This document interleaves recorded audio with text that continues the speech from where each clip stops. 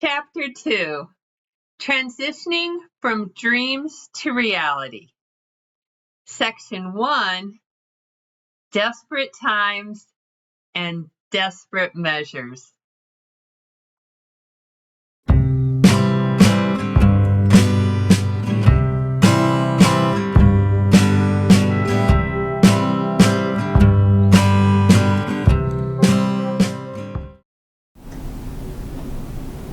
Impossible. Surely there has to be some kind of mistake. But what if there's not? What have I done? What am I going to do? The ancient crumbling brick cellar is cold and dark, emitting a piercing chill which envelops my entire body as I struggle to process the magnitude of my situation. No heat, with estimated temperatures inside already in the 20s. No water. It has been hours since I've had a drink. No phone to call for help. Nobody I know within 150 miles. No going back to my warm apartment and reliable job in Chicago, with no present income since I no longer have a job, any job. After giving everything up to unintentionally move with no warning to a furnace-less, waterless house surrounded by miles and miles of fields. Dear God, please help me.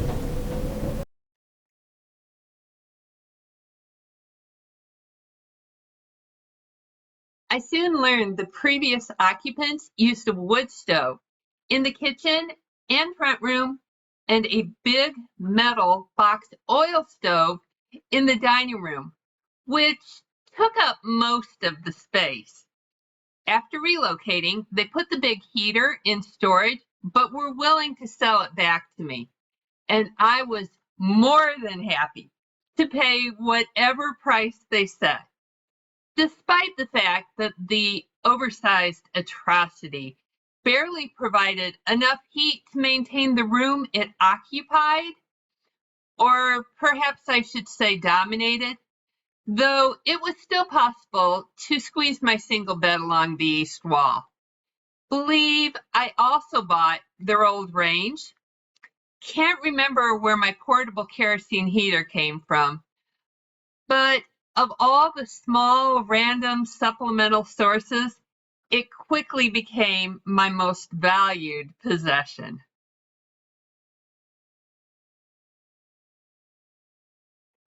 Shutter alternatives. Desperate to preserve every degree of heat my box stove could generate, I started brainstorming ways to prevent winter winds from blowing through the original old bubble glass windows. Hanging lightweight blankets over curtain rods made a huge difference. So much so that I continue to use this strategy in our last 1960s ranch house, along with white styrofoam squares popped into the crevice next to my interior upper panes. From the outside, they simply look like shades are drawn and can be easily removed to enjoy additional sunlight.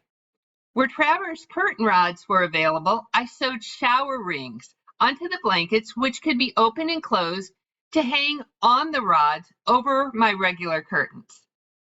Big old farmhouses can be very drafty.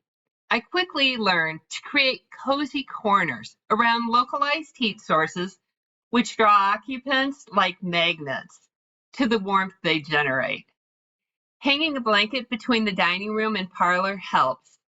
When I also close the door to my kitchen, my winter bedroom with the gigantic box stove becomes a welcoming, comfortable refuge. Next morning, I hiked down to the neighbor's house to call and update my parents. Then a couple days after what I'm guessing they considered a rather shocking report, Dad and my brother came down from Rock Island with a small 18-inch electric heater and Mom's old refrigerator. They also brought their video camera, which is how I got these pictures. Chapter 2, Section 2, A Pioneer Waterworks.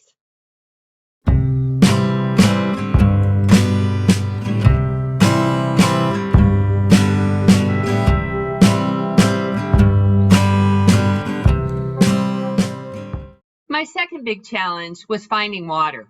After turning the faucets on and getting nothing, I tried the hand pump well out back, which was also fruitless. So I searched out the previous tenants who explained the foot was bad, so the well would need primed. This is done by pouring water, lots of water, directly into the cylinder body, leading into the pipe underground till the entire thing is flooded. At which point immediately pumping the handle will create a suction. I would have to pour a bunch of my liquid gold water back into the well before getting anything out. Every time. Unfortunately, when I moved from Chicago, I hadn't realized I need to pack a substantial supply, which is when my neighbors gifted me a coveted pitcherful. Another big surprise was learning my house did not run off the well, probably because it was hand dug, brick lined, and only 32 feet deep.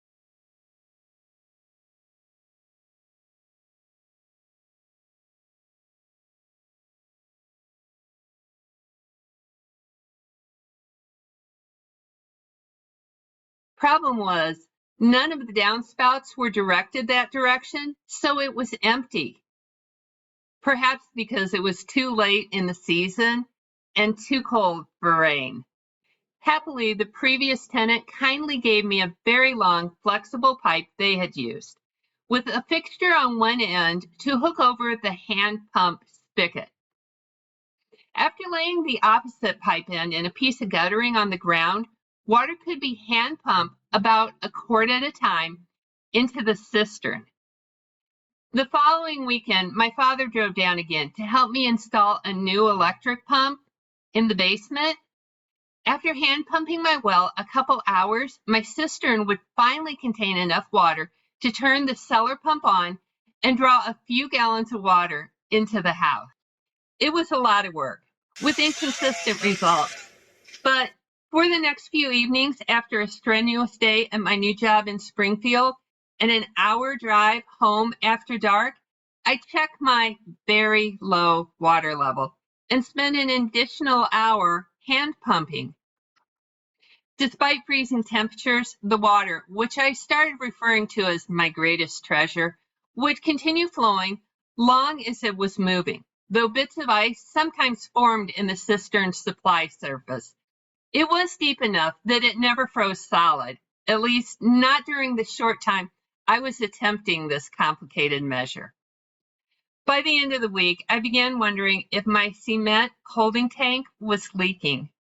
Using a strong flashlight and a long tape measure, I disappointedly began monitoring how much was seeping through the cracks. Throughout the entire process, I never flushed the toilet using my tank's handle or filled my kitchen sink with dishwater, ever.